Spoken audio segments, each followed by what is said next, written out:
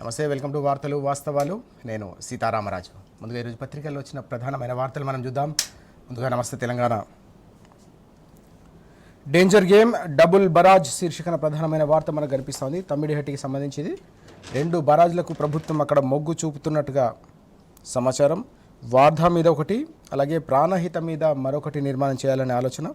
2.1 కిలోమీటర్ల కాంక్రీట్తో ఒక అసహజ నదీ సంగమం ఏర్పాటు చేయాలనే ఆలోచన. మొత్తంగా నదిపై 6.5 కిలోమీటర్ల మేర నిర్మాణాలు.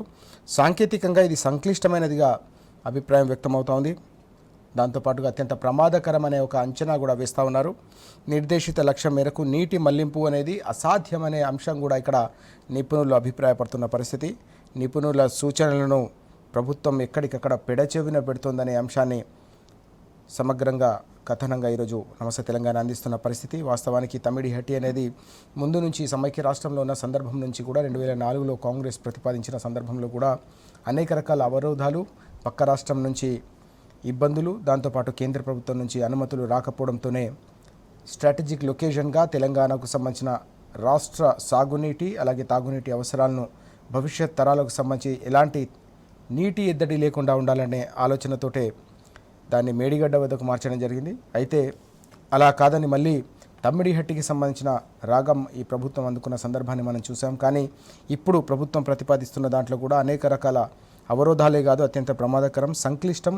ఇది ప్రాక్టికల్గా ఎట్లా సాధ్యమవుతుందని ఇప్పటికే నిపుణులు కూడా అనేక రకాల సూచనలు అలాగే ప్రభుత్వానికి హెచ్చరికలు కూడా చేస్తున్నట్టుగా తెలుస్తుంది. కానీ ప్రభుత్వం వాటిని పెడచెవిన పెడుతుందనే అంశం ఇక్కడ మనకు ప్రధానంగా కనిపిస్తూ ఉన్న విషయాన్ని మనం చూస్తూ ఉన్నాం. ఇక గ్యారంటీలు నెరవేరిస్తే రాజీనామాకు రెడీ అంటూ మరోసారి బీఆర్ఎస్ వర్కింగ్ ప్రెసిడెంట్ కేటీఆర్ గారు కాంగ్రెస్ పార్టీకి సవాల్ విసిరిన అంశం కనిపిస్తూ ఉంది. నిన్న ఖైరతాబాద్ ముఖ్య కార్యకర్తల సమావేశం జరిగింది. అందులో ఆయన మాట్లాడారు. అబద్ధాలు, మోసాలు, వెన్నుపోట్లు, ఇది రేవంత్ సర్కారు పాలనా తీరు అంటూ ఆయన పెద్ద ఎత్తున ధ్వజమెత్తిన అంశం కూడా కనిపిస్తూ ఉంది. ఓట్ల కోసం 6 గ్యారంటీలు అన్నారు ఆ రోజు.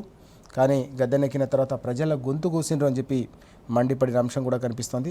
ఒక్కటంటే ఒక్క ఇటుక కూడా ఈ 30 నెలల్లో పేర్చలేదు.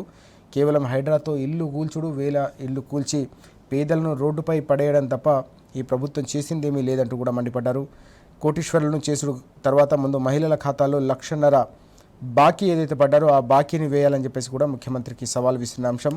అలాగే 40 లక్షల మంది యువతకు 4,000 చొప్పున నిరుద్యోగ భృతి కూడా ఇవ్వాలని డిమాండ్ చేశారు. ఇచ్చిన హామీలకు 2.5 ఏళ్ల బాకీ చెల్లిస్తే ఇప్పుడే రాజీనామా చేస్తానని కూడా కేటీఆర్ గారు ముఖ్యమంత్రికి విసిరిన సవాల్ ప్రధానంగా మనకు కనిపిస్తోంది. ముఖ్యమంత్రి రేవంత్కు బీఆర్ఎస్ వర్కింగ్ ప్రెసిడెంట్ సవాల్ అంటూ ఈ వార్త. కాంగ్రెస్ వైఫల్యాన్ని ఎండగట్టాలి, ఖైరతాబాద్ ముఖ్య నేతల సమావేశంలో దిశానిర్దేశం అంటూ ఈ వార్త మనకు కనిపిస్తూ ఉంది. దీంతోపాటు నా మాట ఎవరు వినట్లేదు, అధికారులు పట్టించుకోవట్లేదని చెప్పి ముఖ్యమంత్రి చేసిన వ్యాఖ్యలు కూడా మనకు ప్రధానంగా కనిపిస్తూ ఉన్నాయి. శాఖల మధ్య సమన్వయం లేదు, అందుకే 9న కురిసిన వర్షానికి హైదరాబాద్ నగరం అస్తవ్యస్తమైందని చెప్పేసి స్పష్టం చేసిన అంశం. ట్రాఫిక్ సమస్యతో ప్రజలు అవస్థలు పడతా ఉన్నారు. 1న సమీక్షలో నేనే సూచనలు చేశా, ఆ ఆదేశాలను బేఖాతరు చేశారు. వర్షాలపై సమీక్షలో సీఎం రేవంత్ అంటూ ఈ వార్త కనిపిస్తుంది. అధికారులు కానీ యంత్రాంగం కానీ తన మాట వినట్లేదని చెప్పేసి ముఖ్యమంత్రి వ్యాఖ్యానించడం అనేది ఇప్పుడు పెద్ద ఎత్తున చర్చకు దారితీస్తున్న పరిస్థితి కనిపిస్తూ ఉంది. ఇక కీలక వ్యవస్థలపై ప్రైవేటు అంటూ వార్త. ప్రైవేటు ఇప్పటికీ ఆర్టీసీకి సంబంధించిన ప్రైవేటీకరణపై కార్మికులు, ఆర్టీసీ ఉద్యోగులు ఆందోళన వ్యక్తమవుతున్న సందర్భంపై ఇప్పటికే బీఆర్ఎస్ పార్టీ పెద్ద ఎత్తున ఆగ్రహం వ్యక్తం చేస్తున్న పరిస్థితిని మనం చూస్తున్నాం. తాజాగా విద్యుత్ రంగానికి సంబంధించి కూడా వైటీపీఎస్ భవిష్యత్తు ప్రమాదకరంగా, ప్రశ్నార్థకంగా మారుతుందనే అంశం కూడా కనిపిస్తూ ఉంది. కీలక వ్యవస్థలపై ప్రైవేటు, జెన్కోలో ఏహెచ్పి, సిహెచ్పి టెండర్ల రచ్చ, 225 కోట్లతో కాంట్రాక్టర్లకు అప్పగించే కుట్ర, తీవ్ర ఆందోళనలో ఇంజనీరింగ్ అధికారులు అంటూ ఈ వార్త. 2 ప్లాంట్లను కూడా ప్రైవేటుకు అప్పగించొద్దని పెద్ద ఎత్తున వారంతా డిమాండ్ చేస్తున్న పరిస్థితి. వాస్తవానికి దేశంలోనే అతిపెద్ద ప్లాంట్ నిర్మాణం చేపట్టిన సందర్భాన్ని మనం చూసాం. యాదాద్రి పవర్ ప్లాంట్ను నిర్మించడం ద్వారా పూర్తిగా తెలంగాణకు సంబంధించిన కరెంటు కష్టాలను శాశ్వతంగా తొలగించే ఒక భవిష్యత్ కార్యాచరణతో కూడిన ఒక ప్రణాళికను అప్పుడే అమలు చేసిన పరిస్థితి. కానీ దాన్ని వినియోగంలోకి తీసుకొచ్చిన తర్వాత కాంగ్రెస్ సర్కార్ పూర్తిగా దాన్ని ప్రస్తుతం ప్రైవేటుకు కట్టబెట్టే రకరకాల కుతంత్రాలు చేస్తుందనే అంశం ఇప్పుడు రైతాంగంలో కూడా తీవ్ర ఆందోళనకు గురి చేస్తూ ఉంది. దీంతోపాటు రాష్ట్ర ప్రజలను కూడా పెద్ద ఎత్తున ఆందోళనకు గురి చేస్తున్న పరిస్థితి. దీనిపై కూడా బీఆర్ఎస్ ఇప్పటికే సమరశంఖం పూరించిన పరిస్థితి. తప్పకుండా ఎట్టి పరిస్థితుల్లో ప్రైవేటీకరణను అడ్డుకుంటామని చెప్పేసి హెచ్చరించిన అంశం కూడా మనకు తెలిసిందే.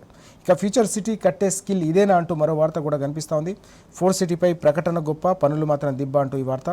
2 ఏళ్ళు కావస్తున్నా కూడా పునాదుల్లోనే స్కిల్ వర్సిటీ, గ్రీన్ ఫార్మా, అలాగే స్పోర్ట్స్, విద్య, డేటా సెంటర్ల జాడేది. 3.5 ఏళ్లలో కాళేశ్వరం ప్రాజెక్టును కట్టి ప్రజలకు, దేశానికి అంకితం చేసిన పరిస్థితి బీఆర్ఎస్ హయాంలో. కానీ ఇప్పుడు ఎక్కడ కూడా కనీసం పునాదుల్లోనే మొత్తం స్కిల్ యూనివర్సిటీ కావచ్చు, ఇతర ఆలోచనలు ప్రభుత్వం ఏదైతే చెప్పిందో, ప్రచారం చేసుకుందో, 2.5 ఏళ్ల పాటు మభ్యపెట్టిందో అవన్నీ కూడా కేవలం పునాదులకే పరిమితమైందనే అంశం మనం చూస్తున్నాం.